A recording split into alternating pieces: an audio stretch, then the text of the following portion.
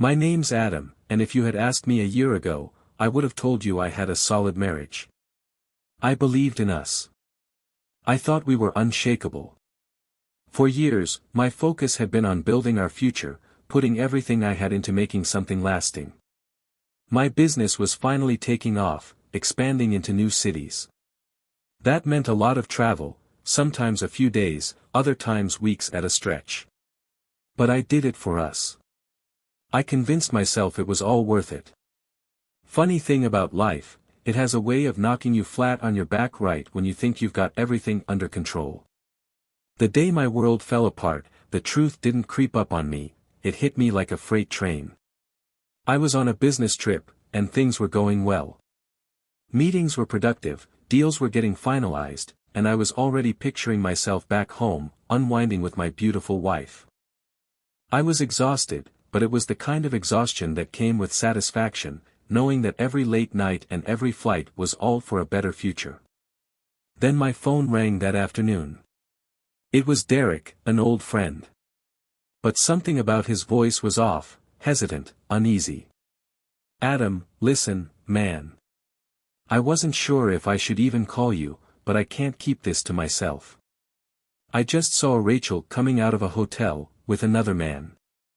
For a few seconds, I just stood there, silent. My brain refused to process what I just heard. Maybe I misheard him. Maybe there was some mix-up, some misunderstanding.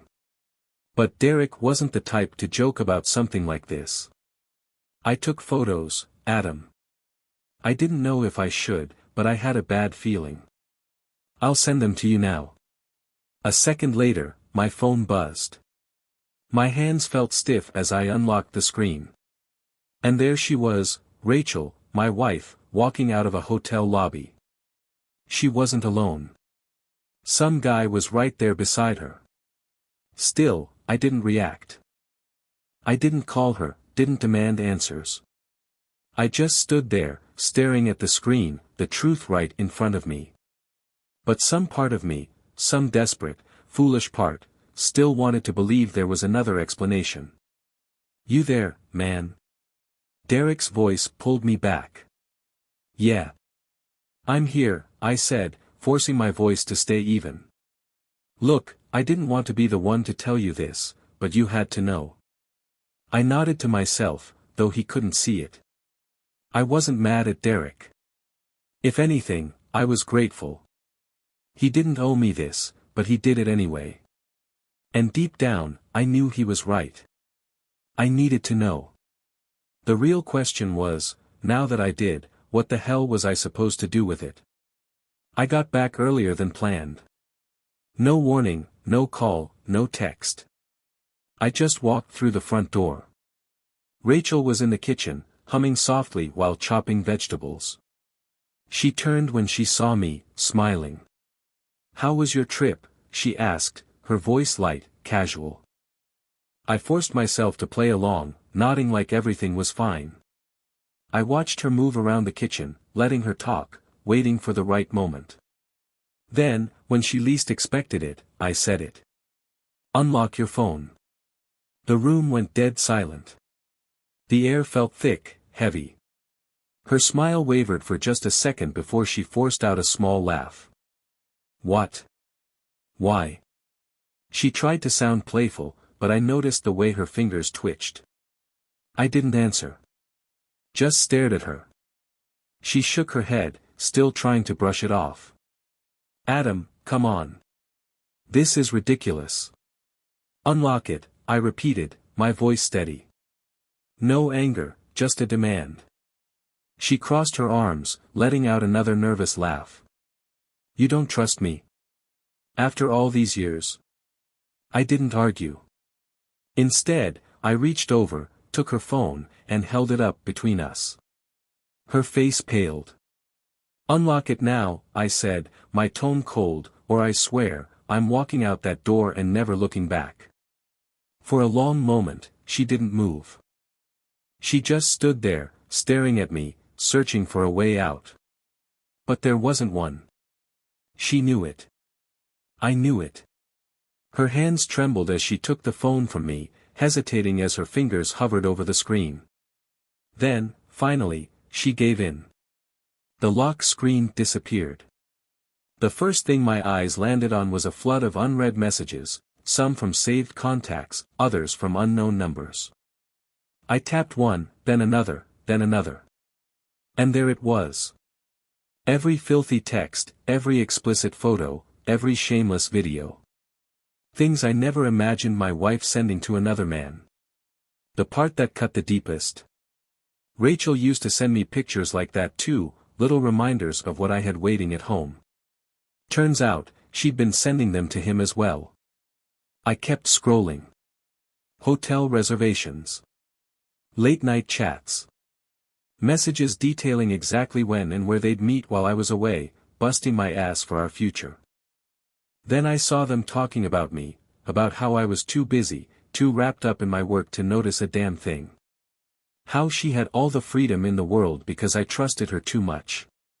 For a moment, the words blurred, my vision swimming, but I didn't stop. I needed to see it all. I had to know exactly who she was when I wasn't looking. Rachel collapsed onto the couch, sobbing into her hands, her whole body shaking as if the weight of her guilt had just come crashing down. "I'm sorry," she gasped between choked sobs. "I was lonely. You're never home, Adam. I just. Her words spilled out in broken, desperate fragments. "I didn't mean for it to happen. I love you. Please, just let me explain." But I didn't react the way she expected. I didn't scream. I didn't throw anything. I didn't even ask her why. Without a word, I took screenshots, transferring every last piece of evidence to myself. Then, just as calmly as I'd asked her to unlock the phone, I set it back on the table. When I finally met her tear-filled gaze, my voice was colder than I'd ever heard it. "I don't need to hear your excuses." Then I stood up, walked past her trembling frame, and headed straight for our bedroom. I packed everything I hadn't taken on my last trip, my clothes, my documents, everything important. Everything I needed to walk out that door and never look back.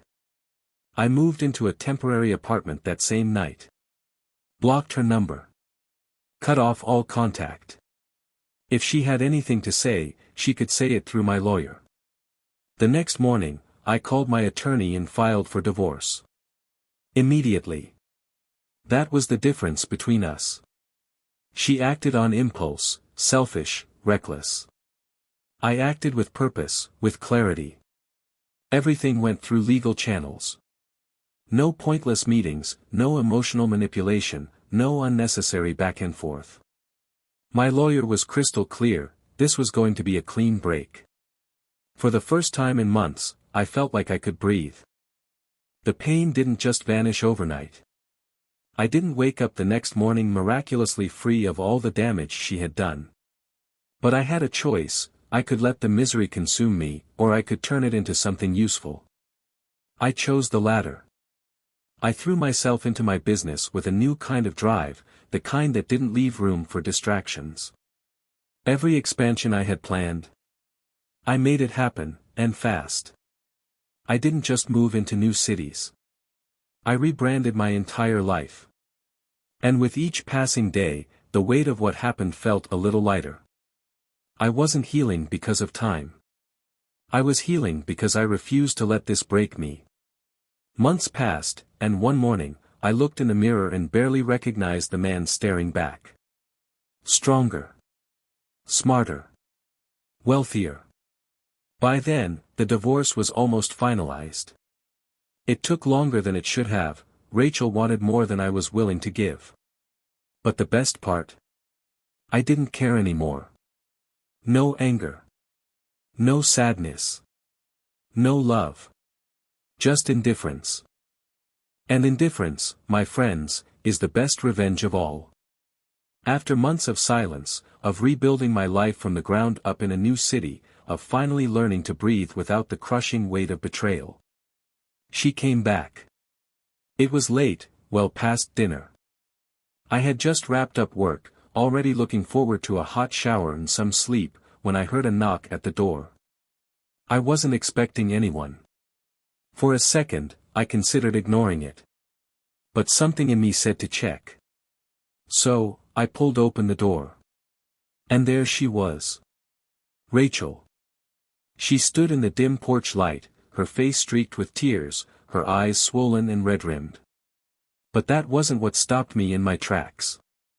It was her stomach. Round. Heavy. Pregnant.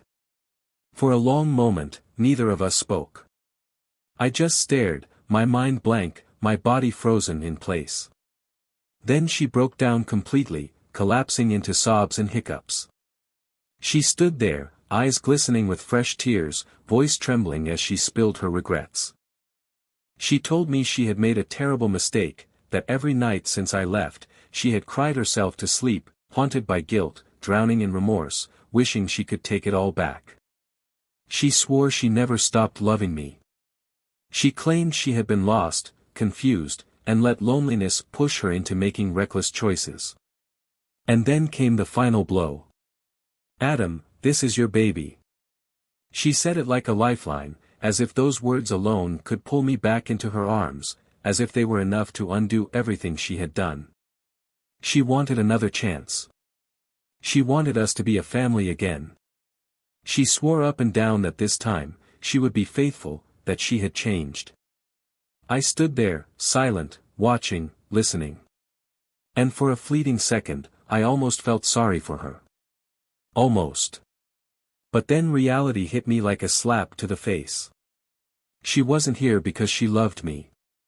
She wasn't standing on my doorstep because she regretted breaking my heart. No.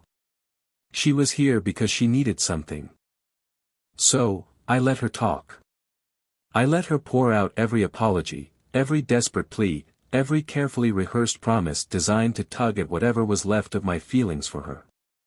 And when she finally stopped, when she looked up at me with those hopeful, tear-filled eyes, waiting for me to say something, I simply nodded and said, "All right. Let's get a DNA test."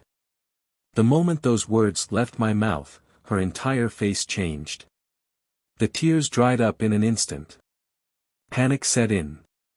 "What?" she breathed, a nervous laugh slipping past her lips.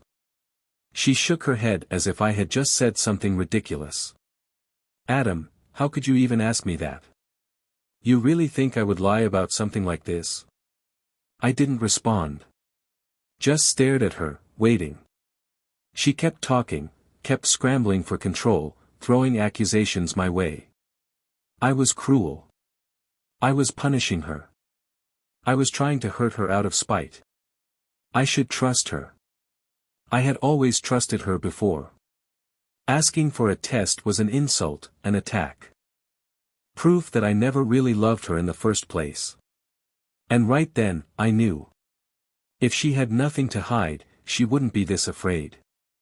If she was certain this child was mine, she would have agreed in an instant. But she didn't. She fought it. I took a deep breath, exhaled slowly, then stepped back, resting my hand on the door. "If you won't take the test," I said, my voice eerily calm, "I have nothing more to say to you." And without another word, I closed the door in her face. I thought I had seen the worst of Rachel's deceit. I was wrong. Months passed after I sent her away, after I made it crystal clear that I wanted nothing to do with her or this so-called pregnancy. And then, just when I thought she was finally out of my life for good, she took things even further. One afternoon, out of nowhere, I was served with legal papers. She was taking me to court. Rachel had decided to play the ultimate victim, suing me for abandoning my child, the same child she had refused to get a DNA test for. The irony wasn't lost on me. She spun her story well, I'll give her that. She painted me as the villain, the heartless man who walked out on his pregnant wife, leaving her to suffer alone. She wept, sniffled, and played her part like an actress at an audition. To anyone who didn't know the truth, she looked like a woman who had been wronged. A woman who had loved too deeply and been betrayed by the man she trusted. But there was one problem. She was lying. What she didn't realize was that I wasn't the same man she had once manipulated. I had the money, the resources, and most importantly, the will to fight back. So, I did what any man in my position would do. I hired the best lawyers in the city. Not just any lawyers, these were professionals who had built their reputations on tearing apart manipulative spouses in court. And Rachel? She was just another case for them. The trial was brutal. My legal team wasted no time dismantling her claims, piece by piece. They laid everything bare, her affairs, her refusal to take the DNA test, her blatant attempts at extortion. They exposed every dirty trick she had tried to pull, every lie she had told, every way she had tried to twist the narrative to make herself look like the victim when, in reality, she was the one who had destroyed our marriage. Every accusation she threw at me was countered with cold, hard facts. And as I watched her sit there, trapped in the very web of lies she had spun, I realized something. She had spent all this time trying to ruin me. But in the end, she had only destroyed herself. Every dramatic performance she put on was met with undeniable truth. My lawyers tore through her fabricated story with cold, hard facts, leaving no room for doubt about who Rachel really was. At the start, the courtroom had been filled with sympathetic murmurs about the poor, abandoned pregnant woman. But by the time we were done, those whispers had shifted. Now they were hushed voices of disbelief, of realization, of people seeing through her lies. She had no defense. No justification. No way to spin her actions into something noble. She had come to court thinking she could destroy me. But in the end, she had only destroyed herself. The judge didn't just rule in my favor, he went a step further. A cease and desist order was issued, legally forbidding her from contacting me in any way. She had lost. Publicly. Permanently. And she would never get another chance. But after everything, after the lies, the manipulation, and the sheer audacity of dragging me into court over a child she refused to prove was mine, I wasn't even angry anymore. I was just relieved. Relieved that I never let her back into my life. If this entire experience taught me one thing, it's this: never let guilt or manipulation make you question your worth. When someone shows you who they are, believe them. I ignored the warning signs. I trusted blindly. And I paid the price. But when I finally walked away, I never looked back. And that was the best decision I ever made. If you ever find yourself in a situation like this, where someone tries to guilt-trip you, manipulate you, or twist their own mistakes into something you should feel responsible for, stand your ground. Protect yourself. Because some people don't come back out of love. They come back out of desperation. And if you let them in, they'll destroy you all over again. But what do you guys think? If you were in my position, would you have handled it the same way? Or do you think I should have given her another chance? Drop your thoughts in the comments, I'd love to hear your perspective.